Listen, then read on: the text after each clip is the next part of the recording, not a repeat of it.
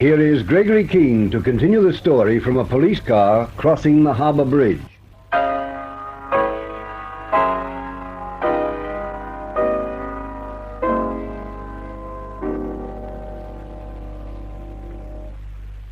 The trap was shut. Now they were tightening the screws. Huberman denied he'd ever seen me in his life. The fellow at the airport, Dobie, denied ever seeing me at his desk or ever talking to anyone about Bruno Kesselring. Carlotta Magnani's mixed up in it, too. Half an hour ago, she sat slightly amused, slightly bored, being terribly gracious as she told Inspector Murray I'd never been inside her house, and I was obviously unhinged. It's beautiful. I have to face it, there's only Evelyn Channel left, and she's a weak reed, because she didn't see my face that night. So here we go. I have to get away from the police if I'm going to put up a fight, and I won't get a better opportunity than now.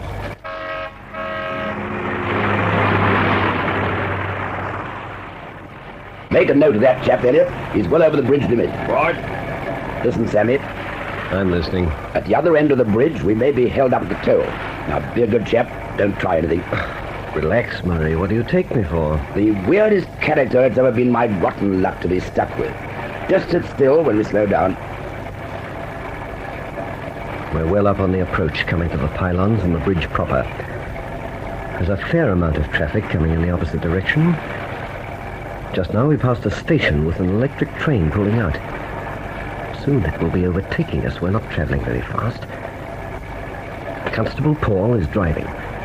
Sergeant Elliot in the front seat is writing in his notebook. Inspector Murray is feeling about in his pocket for something. Now his trouser pocket. Recrossing his knees.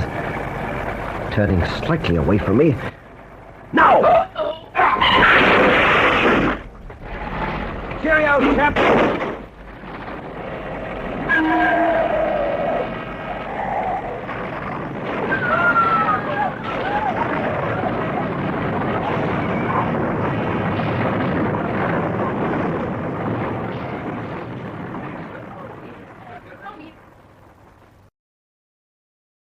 I tell you, Super, the chap's a maniac, an athlete, a cold-blooded idiot, and the most likable individual I've ever had under arrest. And you lost him. I certainly did. Well, the commissioner can only be appeased by several square feet of your hide. If I were the commissioner, I'd want it nailed to the wall. Why is this Sammy Rice likable? Well, since we picked him up last night, he hasn't raised his voice. He's been good-humored, and he hasn't pressed his denials. From first to last, he's given me the impression that he's with me as an inspector of police, saying to himself, yes, Murray's right there. No, Murray's drawing the long bow there. He's accepted my conclusions, and he's predicted accurately the very things about him it's my job to look into. Shrewd, eh? Not shrewd, a trained intelligence. But he definitely is Sammy Rice. Yes. And the other chap with Felix Huberman definitely is Gregory Keene. Yes, definitely. Well, the thing hangs on that and that alone. Wash everything else out of your mind. The fellow's making his story up, and he just happens to know enough about these various people to make it stick. It's a wonderful way to throw doubt on black and white facts. We've got him cold, but he still goes on with his tale of this fantastic frame-up. Well, the point is now, we have to catch him. They're still cleaning up that mess on the harbour bridge, by the way. Now, let's hear exactly what happened. Well, we'd just gone between the pylons. There was medium-density traffic coming out of town. We were in the outside lane. Next to the centre line, you mean? Yes. We were doing just over 30 miles an hour, I suppose. Paul was driving. Elliot was beside him in the front. Rice was with me in the back. He timed his moment to the split second. I was digging for smoke. Elliot was writing a number in his book. Paul was watching a chap coming up fast behind in the mirror. Right. Rice went into action like lightning.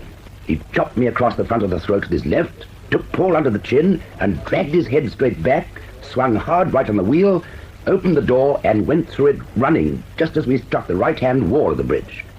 He went over the wall onto the train line just as a taxi hit us, went in front of the train with Paul after him. He crossed in front of it, Paul didn't, so Rice had the length of the train to get away in, and when it had passed, There were 12 vehicles piled up and no sign whatever of Rice. What were you and Elliot doing? Oh, I was being ill in the middle of the road. He knew just where to strike. Elliot took a crack when the first car cannoned into us. It knocked him silly for a minute. Apart from that, it was just the winningest mix-up you ever saw. Could Rice have jumped on the train? It's just barely possible. I wouldn't put it past him. If he did, he got away in the crowds at Wynyard. We couldn't get enough fellows on the gates in time. The cordon on the north end of the bridge missed him, we know that. Well, if we don't pick him up soon, there's going to be the very deuce to pay. Have you seen this afternoon's papers? Have I? Look here, Super. What do you really think? I say he's Sammy Rice. An odd type if ever there was one. But the chap who shot Charlie Brett without a shadow of doubt. The Arnie pictures we can ignore from now on. Felix Huberman's above reproach. Why in the world should Dobie the clerk and Carlotta Magnani, the socialite, want to lie about him? And on top of all that, we can actually talk to the real Gregory Keene any time we want to. When I talked to the clerk Dobie this afternoon, he was in a blue funk. What about? You tell me. There could be 20 reasons. It's wonderful how many people have something on their consciences when they're approached by the police. What about Manuel Torres and that shooting in Fenall Street? Wouldn't it be odd if Rice turned out to have shot Torres himself? Well, what about the girl, Stella Wilson, who's supposed to be Sammy Rice's girlfriend? Round her up and we'll see what she has to say.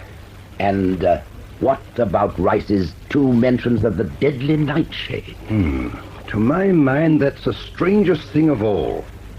But we can't take all these things into account unless we're trying to prove Rice in the clear, and we're not. It's our job to show that he shot Charlie Brett. We've a perfect case, and that's that. Now you get out and catch him, Murray. I can keep the commissioner off your neck just for so long, but no longer. For once, Felix, I don't even want to play my piano. I should think not. Will you just look at these pictures? 12 cars piled one on top of another. I don't care if there are 1,200 cars piled one on top of another. Gregory Keene is free, and now he knows too much. What if he gets to Evelyn Channel this time? We're back where we started, with the all-important difference. We no longer have our hands on Gregory Keene. Felix has settled it. Evelyn Channel has to go. The clerk Dobie we intimidated into lying we can kill, and Keene can be blamed for it. The girl Stella Wilson, who knows he's not Sammy Rice, we can kill. But Evelyn Channel can't be disposed of. You know that as well as I do. Then what are we to do about her?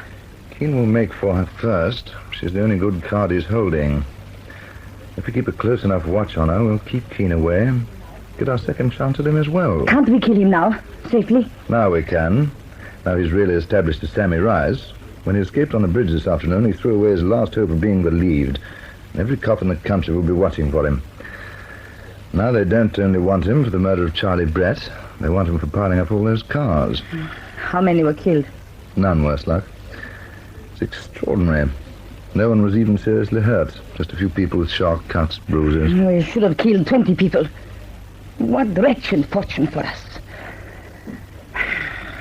Where are Guzik and Stephen and the men? 2 chaps are on Evelyn's flat and 2 at the Poinsettia Club.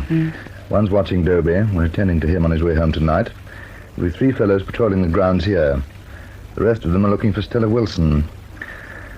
Somewhere, somehow, we have to find Gregory Keene before he can make Dobie, Stella, or Evelyn Channel talk to the police. Just one man against us. Do you realize it, Felix? There is just one man. And he is hunted by Stella Wilson and her friends, our entire organization, and the Metropolitan Police. And yet we are afraid of him. What manner of creature is this Gregory Keene? We must ask him sometime. When we catch him, could he be brought here alive? That could be arranged. He has made too much trouble. The NightShade ring is at a standstill while we hunt for him. And why? I should very much like to see this strange, cold major again before he dies. I should like to talk to him for the last time myself. If only I could see you oftener, Felix, and not always here at the Poinsettia Club. I'm taking you home tonight. Listen, darling. If you notice a couple of men outside your flat or someone following you to and from the club, don't let it worry you. What's going on now? Well, they're my men, and it's Keene's idea. Did you read about the fellow who escaped from the police on the bridge this afternoon? In that crash? His name's Sammy Rice. He's a murderer, one of those thugs who were after Keene when he arrived here. Keene thinks he might come after you as they did before, so we're taking no chances on you. Why can't you find out who these people are? We're making some headway. Once we grab Rice and Major Keene gets to work on him, we'll learn who's behind him and bust the whole affair wide open. I'm being kept in the dark, so. I feel there's so much happening that I don't know anything about. Well, I'm keeping you posted. When Keene was in my flat that night, he was as hard as granite, but I liked him. Now I don't like him at all. No matter how hard I try, I can't convince myself that there's not something terribly wrong. You trust me, don't you? With my life, Felix.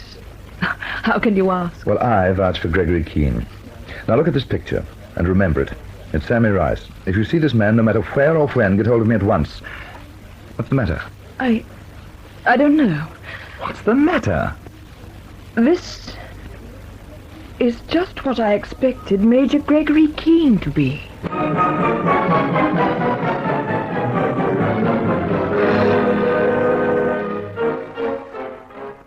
Things at the moment have a tendency to be slightly rugged.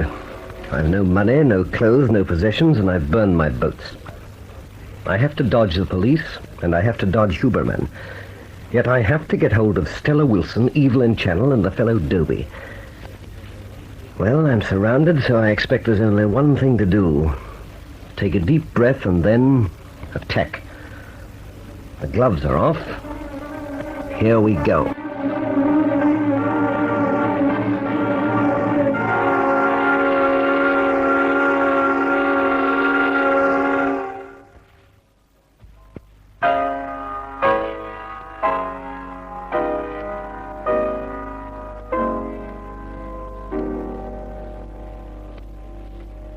Where does Gregory Keene strike now?